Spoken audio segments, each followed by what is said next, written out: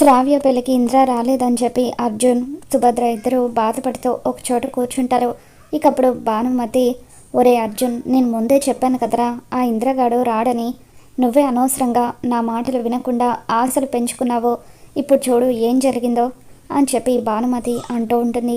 గౌతమ్, అహల్య ఇద్దరు కూడా అక్కడే నిలబడి ఉంటారు.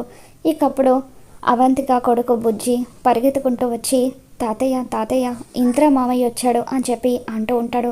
దాంతో అహల్య, గౌతమ్ ఇద్దరు షాక్ అవుతూ ఉంటారు.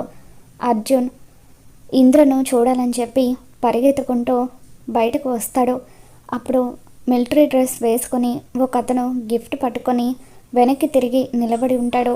అర్జున్ వాళ్ళు అక్కడికి రాగానే అతను గిఫ్ట్తో సహా ముందుకు తిరుగుతాడు.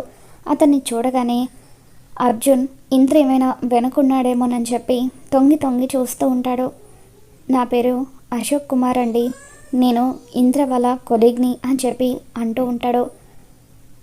ఇంద్ర రాలేదా బాబు అని చెప్పి అర్జున్ అంటూ ఉంటే, ఇంద్ర రావడం ఏంటండి, ఇంద్ర చనిపోయాడు కదా అని చెప్పి అశోక్ కుమార్ అంటూ ఉంటాడు. ఇక ఆ మాట వినగానే అర్జున్, సుభద్ర ఇద్దరు కూడా షాక్ అవుతూ ఉంటారు. మరోపక్క అర్జున్కి, సుభద్రకు నిజం తెలిసిపోవడంతో అహల్య, గౌతమ్ ఏం చేయాలో అర్థం కాక అలా ఎమోషనల్ అవుతూ ఒకరినొకరు చూసుకుంటారు.